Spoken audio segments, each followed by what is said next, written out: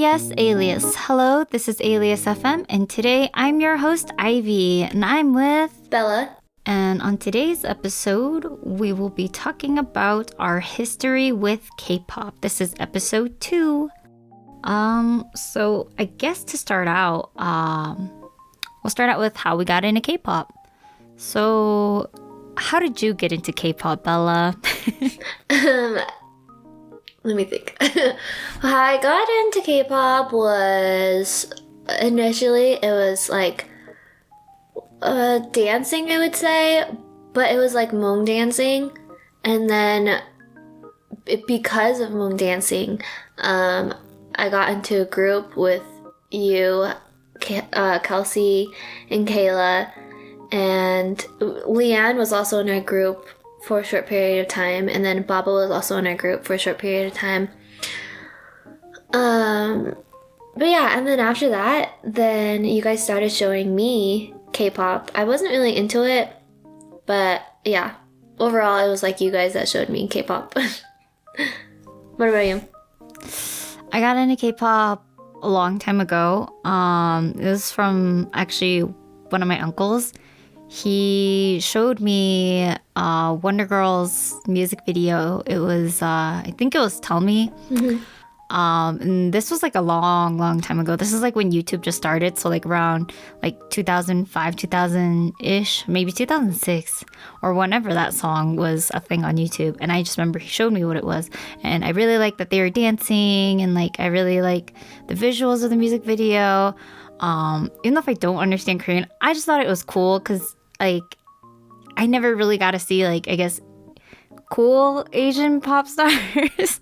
You know what I mean? Mm-hmm. It's like, I mean, I grew up, I'm not saying that the Hmong artists aren't cool, but it just wasn't my jam. It wasn't my thing growing up. It was more like those Hmong karaoke videos. You've seen them, right? Yeah. It's got like the blue text on the screen as they sing. Yeah, I know what you're talking about, because I used to be obsessed with like this duo, like two little girls singing like Hmong, like multiple Hmong music videos.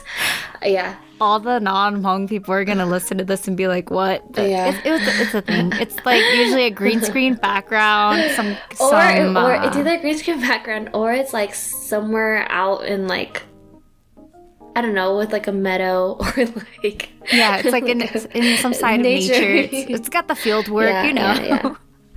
Yeah. So. Yeah, I thought it was really cool. It was really nice seeing Asian faces like being in media, even if it wasn't in the Western media. It was still really nice to see that. Mm-hmm. And then I went down the rabbit hole. I was like, ooh, there's like more, because this is back when the YouTube recommendation actually made sense. Mm-hmm.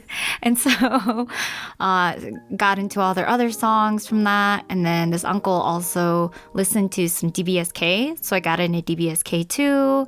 Also some Finkel and Baby Vox, just like the really old groups. And then from there, my interest just kind of grew. I also was in a BoA too when she was like, I guess, still earlier in her career. Not like her earliest tracks, but a little later. Mm-hmm. I think one of the first songs that I really got into BoA was the Every Heart. It's really old. It was like the ending song for this one anime. So I think that was me. The first I ever heard of BoA was when you showed me Donghae, the Key of Heart or something like that. Oh, yes, do that music video. Okay, we're going to have a music video episode, everyone. We're just going to be talking about music videos. Oh my goodness. Like, the nostalgia with that. It's so old. But yeah, it was like, yeah, that's the first I ever heard of BoA. Funny enough, as extroverted and open as I am, I was actually a closeted K-pop fan growing up because I didn't really have anybody to share my interest in K-pop with, besides Kelsey. And I mean, it's not like we really went to the same school constantly. We did go to the same school for like elementary, but then after that, we kind of like obviously went to our own schools. And I didn't really have anyone in middle school to relate with. So I was like a closeted K-pop fan. Like, whenever people would ask me what music I'd listen to, I would just like name whatever was on the radio. Like, I listened to Adam Levine, but like in my heart, I knew I was jamming to Tae. I think another thing is because like, I think another reason, so like when I started listening to K-pop, and like if somebody that doesn't know what K-pop is, because back then it was like I felt like only Asians kind of really knew what K-pop was. But back then, if somebody were to ask me what I was listening to, I kind of did the same thing you did, just for the fact that I didn't want to have to explain to them what it was. Yeah. Like, I didn't want to have to like go show them the music video. Or they'd be like, "What's that?" You know, I'd be like, "You know what the hardest thing was? Trying to convert people into listening to K-pop at that time, because like K-pop at that time was like its own entity. I feel like nowadays it's more like normal to be like, oh, you listen to K-pop? Okay, what do you listen to? And then like, or even if they don't know K-pop, they're more willing to like, I guess, give it a shot. But like back then, like if you immediately turn on a 21 music video, CL's got like a plastic baby doll on her like shoulder, they're immediately cutting the music. It was like, it was in a sense, it was like culture shock in a way. Like they were like weirded. I don't know. They were like, it was just obviously not, Western music, but. I mean, I don't know. If you're into it, then that was cool. But if you weren't into it, then whatever, it's fine. Like I don't know. I just didn't. The reason why I didn't say it, like, the reason why I answered the way I answered was because like I didn't want to bother like explaining to them what it was. I was just like, okay, well, if you don't know what it is, it's fine, whatever. So, what was some of your starting groups? Because for me, I had like some of the second gen groups. I would say some of my starting groups would be EXO. EXO, definitely. I don't know, trying to go off the top of my head. I would say like EXO, BTS. I know, like, right now, obviously, they're, like, really well-known big groups, but they didn't start out that way. So, like... Yeah, guys, we know old BTS. So, like, saying these names, it's not... I'm not trying to just be, like, generic K-pop, because I guess in a sense, like, they would be considered generic K-pop just because, like, everyone knows who they are now. They've become, like, the poster child of K-pop at this point. Yeah, because everyone knows who they are now. But back then, nobody knew who they were, okay? So, it's like... They're a noodle group, or at least that's what, like, a lot of other bigger... Yeah. I guess so it's like, people from bigger fandoms, they would kind of look down at BTS, and it was kind of like a thing where they'll be like, oh, you know how like nowadays, like whenever there's a new group that debuts, like flops immediately, like they'll like people will be mean in the comments, they'll be, what a flop. Like that's literally how it was for BTS back then, because they were just kind of like, oh, they're trying to be like VAP because they had like a hip-hop concept, or oh, they're trying to be like Block B because they had a hip-hop concept. But I mean, guys, they were small too at one point. So like overall, I would say it's like EXO, BTS, and then I would say SNSD, like girl-wise, Miss A, definitely. I don't know, trying to think of more. I had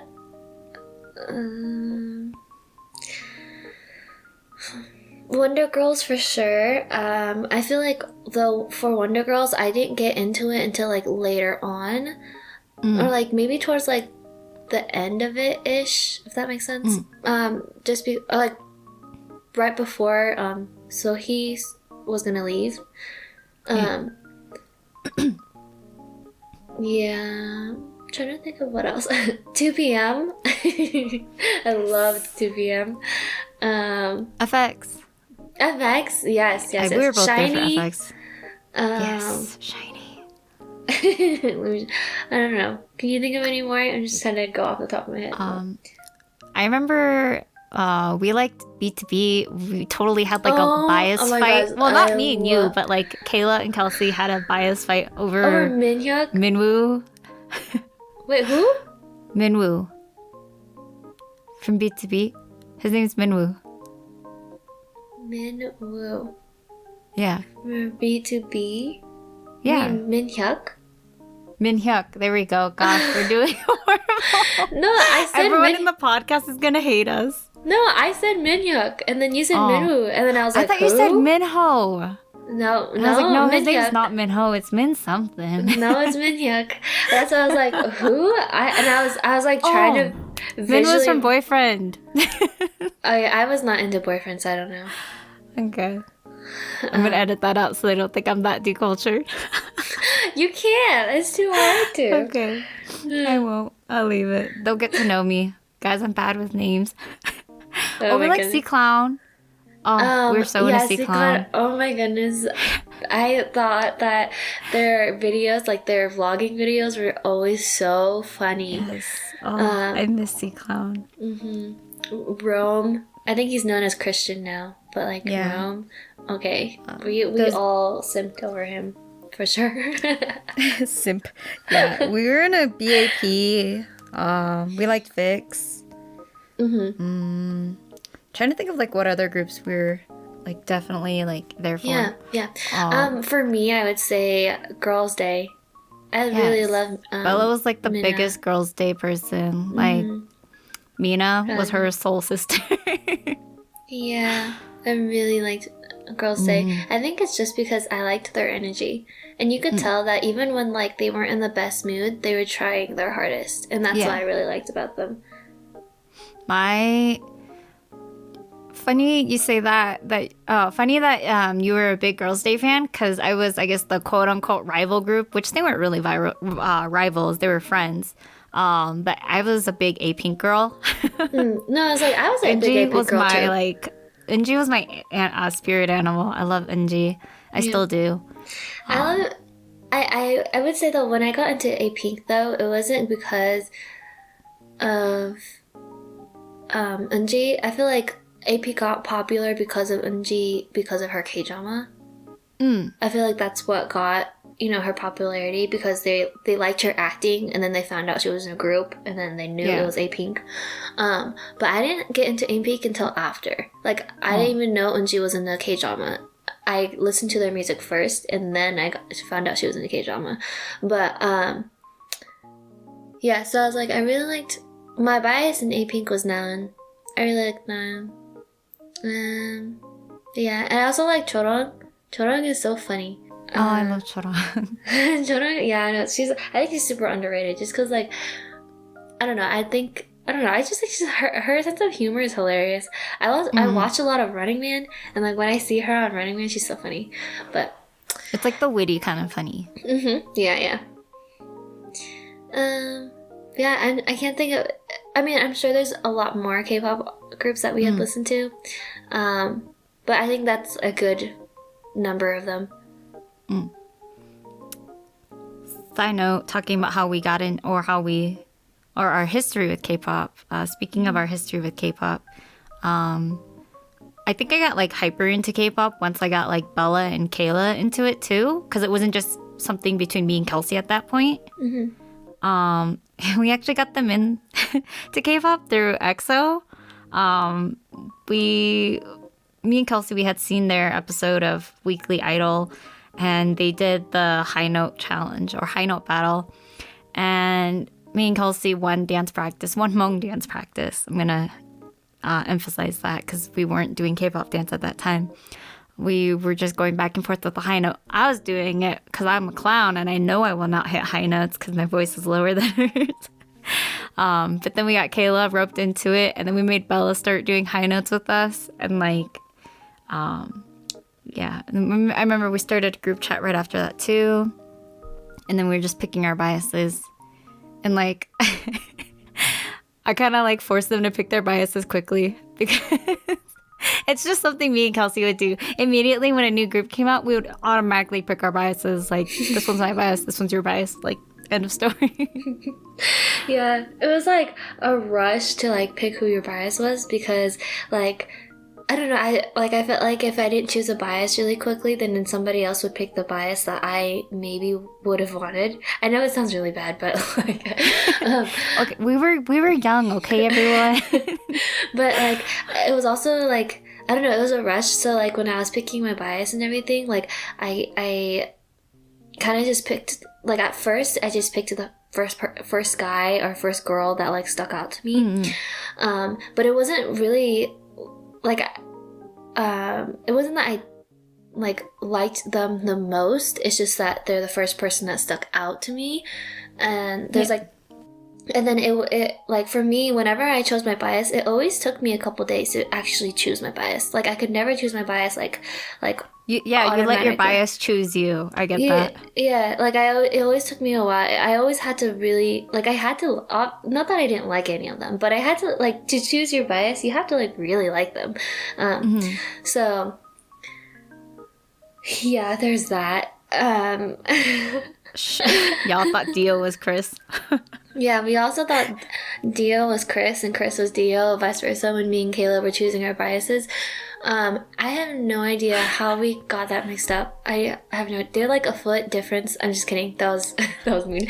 But like, I have no idea now, looking back, why we got them mixed up because they look nothing alike.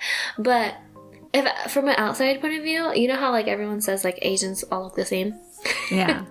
Like when I looked at the 12 guys in the K-pop group, I was like, how the heck am I gonna figure out who's who? Like, but it's because like I've never done anything like this, and of course the first K-pop group that I'm trying to bias is like a group of 12 dudes, and I'm Yeah, like, 12 members. Let's get it. I know, and I was like, how am I gonna remember like who's who? But it did take me a while, and then but I did eventually get it, and then I was like, oh, easy, I know who that is. I know who that is. I know who that is. Low-key, I feel like I should have made flashcards like every day. I was like, who's this? Who's this? Yeah, but I do feel like it was easier for Kayla, Kelsey, and you to like differentiate who's who and like pick your bias quicker too, because it's like it's like you guys were exposed to K-pop way before I was, so I was just like side note. I think Oh, sorry. You can keep going. I was like I think the only K-pop that wasn't I don't really know if you would consider it K-pop, but like maybe like the only inch amount of like K-pop that I was exposed to before before you guys showed me was like Dream High, and that was it. I love Dream High. Oh, Yeah. we need to have an episode just dedicated to Dream High. Shoot. What are some things that you think have changed over our years with K-pop? For me, I think one of the biggest things that has changed is definitely accessibility. I feel like it's easier to get K-pop now than it was back then. Like even albums and stuff like that, and like even having communities like we have a community here on Facebook for like all the Colorado K-pop fans, and I feel like no, I did know that. And like for me, I feel like accessibility for K-pop itself, and like as well as other people you can be friends with, for it is way easier now than it was back then. Even for physical albums, because like I remember my first K-pop album that I ever bought with my money was the EXO's XOXO album from Wolf. Coolest album packaging ever. I'm just gonna say the concept went through and through. They like did with like a whole composition notebook. It was really cool. And so anyways, when I got this album, I couldn't just go on Amazon. Like these, like nowadays fans have it so lucky. They can just go on Amazon, they could go to Target, they could go to Angelo's CDs and just like grab whatever album they want and, you know, buy it. But like back when I was into K-pop, or like I guess in 2012 when I was like hyper into K-pop, I actually had to order my K-pop album through WordPress forms. So I don't know if anybody listening is like old enough to remember how that works, but it was just basically like huge group orders, and I didn't know how to do it. So I actually talked to Stevie, and Stevie's older sister actually liked K-pop too, so she actually ordered it for me. I sent her money or something like that. But yeah, that was like the whole process, and like it took a month to get here, just because that's how it was back then. We didn't get like 2-day prime shipping and stuff like that.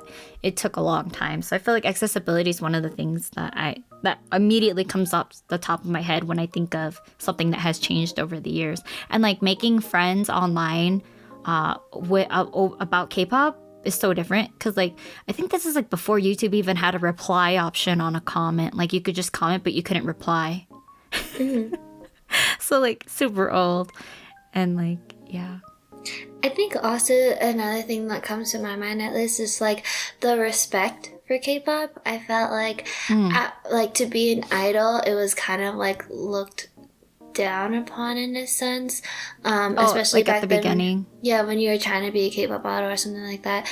And I'm not saying that like I'm sure like it's hard now to be a K-pop idol, but because I feel like the standards of being a K-pop idol has like gone up a lot. But I feel back then like I didn't like the first person I can kind of think of in a sense was like Rat Monster. Yeah. I forgot his name's not Rat Monster anymore. Rat Monster. No, we're gonna call him Rat Monster. I was like, I have not called him Rat Monster in a long time, but all of a sudden I just call called him him Rat Mon. Anyways, but Okay, RM, I don't call him Namjoon, I don't know what to call him. But I like call him Junie or Noms. Junie, yeah. Well, like RM or Rat Monster. I know he got rid of that name, but whatever. RM, like when he started, I just remember watching a video of him saying how hard it was for him to be taken seriously as a rapper, just because he was an idol, and like now he's considered a legitimate like artist, which is something that I think is really cool because like. At first, I don't think people took K-pop seriously in a sense, in music-wise, in the music industry-wise, you know. They kind of, I feel like back then, it was looked at like very factory. Yeah. Like, but it wasn't like very made. It wasn't anything quote unquote authentic. But like nowadays, I feel like people realize that like even the Western music field is very factory too. It's not like the most authentic. If you want stuff like that, then just go look at indie artists. As long as they have under 20,000 streams monthly on Spotify, you're at where you want, you know what I mean? But I mean, I don't think there's anything wrong with liking the factory formula. And I feel like that has changed too. So I definitely agree with you on that. The look on how, or I guess the overview of how people view that, it's definitely changed. Yeah. I also think the music videos changed a lot. Oh, sorry. Continue. No, you're good. Yeah, music videos. Oh, yeah. I think the music videos have changed a lot in K-pop. I feel like old K-pop music videos, they definitely had way more of like a storyline or something very visual that'll grab the person who's viewing the video. Because that's the first thing you see when it comes to K-pop. You see K-pop with your eyes. That's how you experience K-pop for the first time, you know? It's not just necessarily through audio wise, but like when you see something, even if you don't understand the language, if there's a story, you're gonna be invested if it's a good story. And like that's definitely how it was for me too. Like yes, I was piqued, like my interest was piqued with Wonder Girls, but like there was this one video that got me hooked, and I would watch that video all the time because it would like wrench my heart. And it was Lee Seung-gi's "The Words That Are Hard to Say." Like I had no clue what that music video was, like what the song was saying and stuff like that. But like watching the music video and the story that it told, it just like, I don't know, it's just very enjoyable. And I feel like nowadays it's like most of the time music videos are just like dance videos, beauty shots, some aesthetic stuff in between. But I feel like back then it was very like story driven. Yeah. So I don't know. Yeah, I really miss that as well too. Like music video wise. I feel like the new music videos, like they're not bad to watch. I just, in a sense, I wouldn't watch it over and over and over and over and over and over again. Yeah. Like for me, like I used to watch the music videos like back then of like the plot line, the storyline, like over and over and over. Cabby like, song. Like yeah, like Cabby with 2 p.m. and SNSD. Just like my obsession with that was like over the top. Like I watched it over and over and over and over and over again. Yuna's love is for you. Yeah. No, but literally, like it just like captures a different kind of visual like element to the music that they're making, you know. And I think I miss that too. Yeah, because like, and not that I wouldn't like want to watch V sing to me over and over and over and over again. Yeah. But I don't go back to the music video as much. I just listen to the song, which is like not a bad thing. But you know, it's nice to have that option sometimes, you know? I feel like it's nice when if you're able to listen to the song, you have the video in your head. Yeah, that's You know what I literally mean? no, that's literally what like when a song reminds. This is why I love OSTs, because when the OST plays, I know exactly what scene it played in during the K drama, and it's like playing in my head. That's exactly. Speaking of OSTs, I think one of our, this probably goes for you too. I guess for a lot of non-Korean people's, or I guess non-Korean Asians, exposure for K-pop. It's probably it's probably through K-dramas. Like their exposure to K-pop is probably through K-dramas that are dubbed in their mother tongue. That's how it was for me. Like I remember my first exposure to like any Korean media was Winter Sonata, but they're all speaking Hmong, so take that as you will. But I was invested in those stories too, and like looking up the OSTs, I think that also kept me in the loop for K-pop. Yeah, that's how I was introduced to SHINee. Like I didn't really know SHINee before, but then I watched Boys Over Flowers because all my older girl cousins loved Boys Over Flowers, so I watched it with them. Although now that I look at when I look back at that drama, I don't hate that drama, but it's just a dumpster fire, and you couldn't look away. It was just like too much. Oh my gosh. But anyways, yeah, so like that's how I knew SHINee, because SHINee did an OST for it, and then I would, that's just how that went. Yeah, that's probably gonna play during my wedding. So I was definitely more into the second couple than I was into the main couple. Me too. Me too. Yeah. That was a good drama. Only at the end. Because then it focuses on the second couple towards the end. Yeah, my favorite scene from Boys Over Flowers. I know this is a little off topic because we're supposed to be talking about K-pop, but it's okay. We never stay on topic anyways. My favorite scene from Boys Over Flowers with the second couple is when he shows her, or she shows him that sign when the sun comes up from like the girl he used to love or whatever. Oh my god, I always replayed that scene all the time. Anyways, I replay the scene where they're pushing on the clay with their feet and then they like get close. I'm like, ah! Oh my god. That's my dream! Okay. That's my dream date. But it has to be with the dream boy. It can't just be with any boy. It's my dream date with the dream boy. Let me specify that clearly. Yeah. So, yeah. What is something you miss a lot in K-pop? Something I miss. Let's see. Something I miss would be like, I would say nowadays, like all the groups are kind of just like very much to themselves and isolated, but back then they would interact with other groups more. Star King, yes. Yeah, they would interact with other groups, but like, and like being friends publicly with other like artists like wasn't such a big deal. Like if a guy and a girl were friends, or if a girl was friends with another girl in a group, like it wasn't such a big deal. Nowadays it's like, oh, Jimin turned his head 45-degree angle and so did Joy. They're dating. Yeah. Although I will say like back then it did have its problems though too. Like when if there's too much speculation about like a guy and a girl being friends, then like there would be some like article big-ass statement about it. Yeah, there would be some scandal when so like it has changed slightly. But I do miss the interactions, regardless of like what comes out in the articles or whatever. Like I do miss the interactions between idols, because now I feel like they're too like self-conscious and maybe like too scared. That's one thing I miss. I also miss like the dance-offs that they used to have, like dance competitions. The dance competitions were fun to watch and to see. I miss them too. Those dance competitions were great. I think they really allowed dancers in the K-pop group, or the people who were the main dancers or given that position, to really show what they could do rather than just the choreography that is given to them for each comeback. And you really got to see how they were able to do different concepts too, just through dance. And that's why I also missed the show Hit the Stage. I know that wasn't too long ago, but I feel like that show really allowed dancers to show off why they're an idol. A lot of the times people are like, oh, you're a dancer? Okay, but you're an idol, so can you sing well? You don't sing well, then you're not an idol. And like that's not true too, you know? Yeah. And so I really miss those dance competitions too. I thought they were great.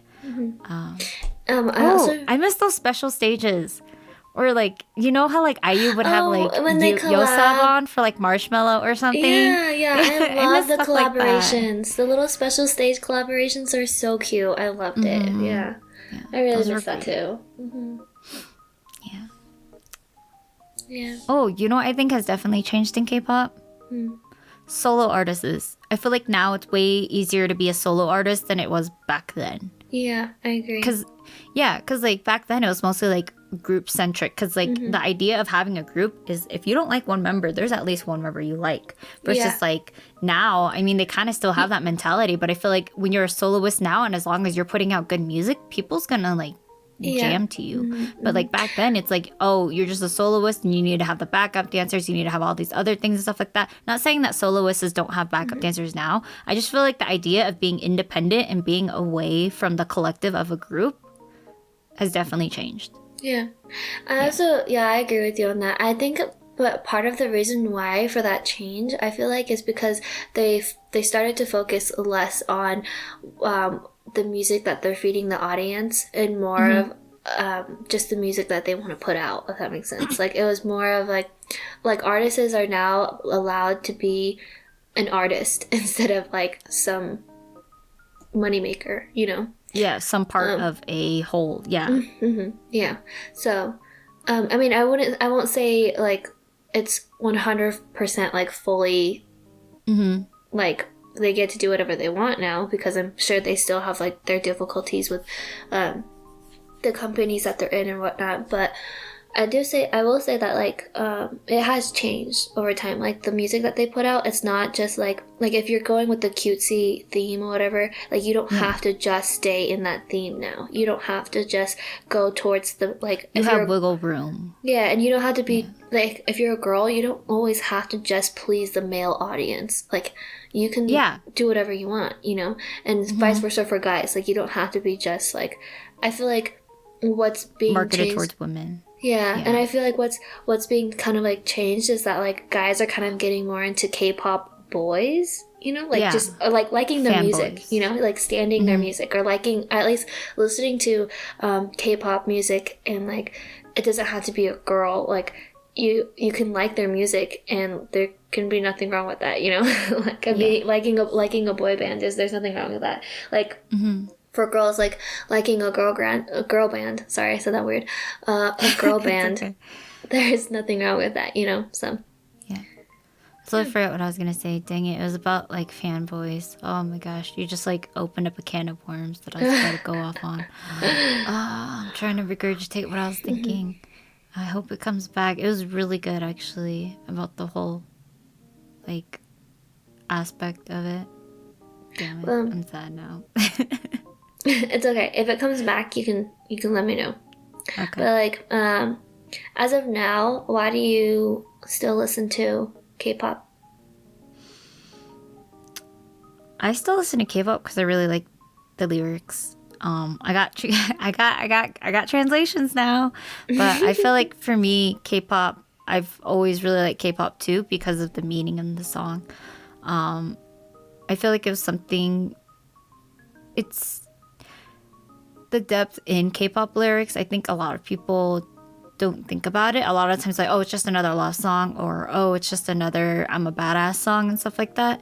But I mean, I feel like a lot of the times there is a different way to look at it. Like for example, in like a love song, a lot of the times I feel like for me growing up listening to K-pop, it painted love in a more innocent way, I would say, versus like what was mainly on the radio here growing up for like, I guess, quote unquote love songs, where it's like, I'm sleeping at your house tonight, but I won't be tomorrow night, or something like that. You know what I mean? And like, I feel like the love was the like K-pop love song is like, I really like you, I don't know how to like explain this, or it's like, I already have you and I don't know how I'm gonna keep this together. And like, yeah, it was like way more like It was there was a certain innocence to the Yeah, there's a different outlook of love. Yeah, Definitely. I feel like most of the time here for me growing up listening to Western music, or I guess Western English music, there we go. English speaking music basically. A lot of the songs that were, I guess, more looking at love in a more romantic sense, they're more like songs you play at your wedding. And like it's like it doesn't slap as hard, you know what I mean? So yeah. for me, I still listen to K-pop for that, and I also still listen to K-pop because of the groups that I got to see from the beginning. I want to see where they're going. Like definitely BTS. I know they're Same. like the biggest name, like what we were saying my earlier, gosh. but You know what? We getting to didn't see name- them. What? Just talking about K-pop, let me just add this real quick. We forgot to name Icon and like Team B. Oh, guys, yes, we love Team B. Team B We're was one adding of our that. biggest We're gonna add inspirations, that, and I yeah. promise you, we just had a brain Yeah. fart because we met Sorry. Hanbin and we didn't think about it. So, Okay.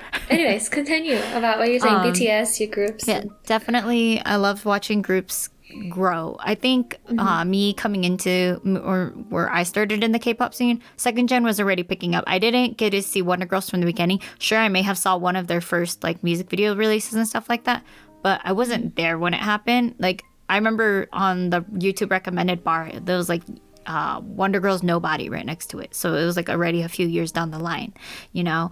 And like I just feel like getting to see groups grow is like one of the most fulfilling feelings ever. But there's also the flip side of that coin where you get to see groups that you love fall apart. And I think I still listen to them because a lot of the times, the K-pop that I do listen to is actually older K-pop songs or songs that hold nostalgia to me. They hold memories for me. Like I still listen to a lot of Icon. I still listen to Shiny all the time.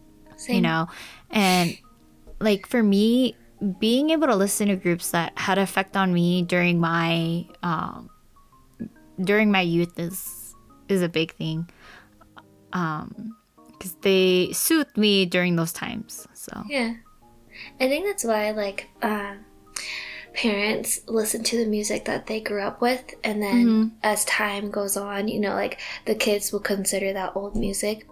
But I think it's something that we don't take into consideration, that like that's the music they grew up with. It has some sort of significance to them, you know. The reason why they listen to it over and over and over again.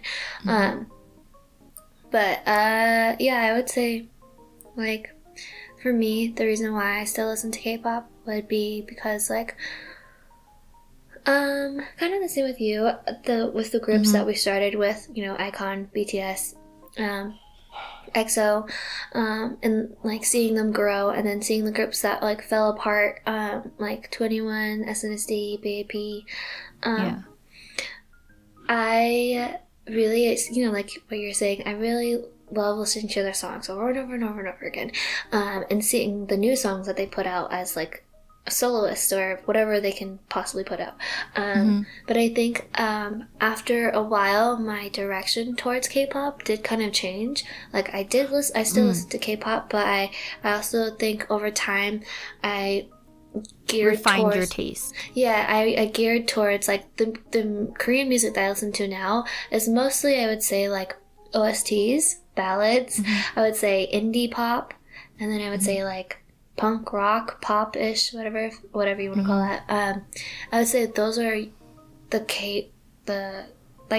I know that's like technically that's still in the K-pop realm, but like that's the genre that I listen to more. And I think even in like my Western music, you can kind of see that, because like my Western music is kind of the same. I listen to like I listen to more of like indie and like ballads and like slow and like there's still pop in there, but yeah, it's kind of how it is. I definitely feel the whole like taste refining thing, because for me, I went from like I guess very commercial mainstream K-pop. Not that there's anything wrong if you like that, you know, if you like that, you do you. For me, I went from that into K-hip hop, K-indie. Guys, I was so into Zion T during the 2012s. I'm still into Zion T. R&B. Yes, I love Zion T. And I got into Crush, Dean. Yes, Dean. Then I just kind of like got into the K-pop, or I guess the K-indie, K-R&B, K-hip-hop sphere. Yeah. See, I that's just, another thing. I don't know why we have yeah, to put K in front of everything. It's like, it's just music, you know? it's just, yeah, it's just Yeah, it's music. just a different language, but like, it's Like, not we like just- we say A-pop, you know? No, that would be so weird. Do you But, listen to yeah. that hip-hop? Or I guess Yeah. you wouldn't say that because hip-hop originated in the U.S., right? Yeah. So, I don't know. But, yeah. yeah. Are there like throwback songs you want to list before we end? Yeah, I'm gonna recommend 2 songs that are, or I guess 3 songs that are super important to me, that go along with my history with K-pop. The first song is "Goodbye Summer" by FX off their Pink Tape album, and that was released in 2014, I believe. Yes, no, 2013. Yes, 2013. There we go. I love Goodbye Summer. It is like a pop ballad kind of song. It's very jammy. It was written by Amber. It's featuring Dio of EXO, or I guess Kyungsu, however you want to call him. I love Dio. Oh, he needs to release an R&B album just for me. Anyways, yeah, I definitely love Goodbye Summer. It's a really important song to me because it was a song that it was one of the first K-pop songs that I was able to share with my friends, and we were able to karaoke to it aggressively. Like sometimes we would just like end dance practice early just to have like a good karaoke session, and this song was definitely in it, and everybody had a part, and it was great, and I really loved Goodbye Summer because of that. So definitely for me, Goodbye Summer is one song I'm recommending you guys. For me, second K-pop song that I'm going to recommend you guys that relays with my history with K-pop is Climax by Team B. This is iKON before they were iKON. This is Team B before they added Chanwoo. And this song really lifted me up during my years in high school because, you know, teen angst, everybody's against you, the world hates you. Like, this song definitely kept me going. It helped me a lot, especially when I was trying to figure out where I wanted to go in life. During my senior year, during my junior year, where I was trying to look at what colleges to go to, what scholarships to apply to, figuring out if this was really what I had wanted. And I think Climax really helped me during that time. So I love Climax because of that. And then the final song I will be recommending you guys is Stay Girls by SNSD, and it's off one of their Japanese albums. It's the one where they're all wearing flight attendant outfits. But man, I love the song Stay Girls. It was a song that we also would always karaoke, but the lyrics carry deep meaning for me.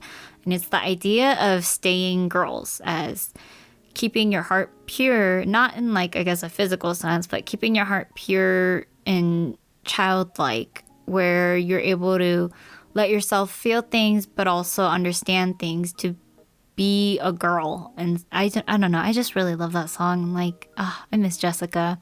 Also, my biggest flex, me and Bella's biggest flex, we could say we saw SNSD when Jessica was still in SNSD. So, bam. So yeah, SNSD is super important to me too. Bella, your recommendations? I would say the songs that I chose are in like a different direction than Ivy's.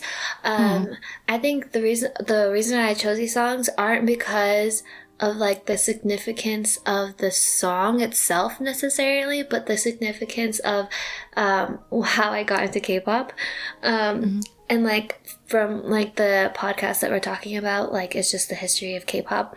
I think that new fans now that don't really know older K-pop, like if they were, I hope if you were to listen to these songs that like, I don't know, you could see the differences that we're talking about in this podcast. So like the first song would be like I Don't Need a Man by Miss A. That was like the first dance that I ever had to really learn in K-pop. I didn't know how to dance at all, but like just trying to copy Bae Susie's dance moves. Yeah. Anyways, there's that song that I like brings a lot of nostalgia to me. And then the second song would be Beautiful by BTS, and it was a cover. And that also brings nostalgia to me because, like, that was when I chose my bias, V. And just like I don't know, I just feel like the music videos back then were just so different. If you were to watch like the music videos, We all wanted to be the girl in the blue sweater. Yeah. And then the third song would be Wolf by EXO, and that's because that's when I chose my bias for Dio. Although I will say, like, that's not the first one I watched. The first one I watched was Growl. And we couldn't decide who we wanted. And then it was Wolf that I decided my bias was Dio. But yeah, it's just like the nostalgia, the storyline, just like the really cliche, weird, cringy K-pop. But there's just so much like childhood, so much of my childhood in those 3 songs. But yeah. Well, I hope everybody listening gives old K-pop a chance if they haven't. It is a little timed, but the thing is, it's great, and I think everyone should definitely give it a chance, like anything, you know. So yeah. Is there anything else you would like to say, Bella? No, I think that's all for today. Okay. Well, thank you all for listening and tuning into Alias FM. If you would like, go head on over to Instagram to our page at alias_official. And you could get updates on the podcast as well as just updates on our daily lives if we post about our daily lives there. I don't know. We haven't figured out our feed yet, but we'll figure something out. And if you guys have any topics you guys want us to cover or talk about, definitely drop it down in the comments. And I think it's okay if it's not K-pop related. Yeah, so if it's not K-pop related. If you guys want us to do an ASMR session, we're here for it too. Yeah. Okay. Well, thank you all for listening. Goodbye. Bye.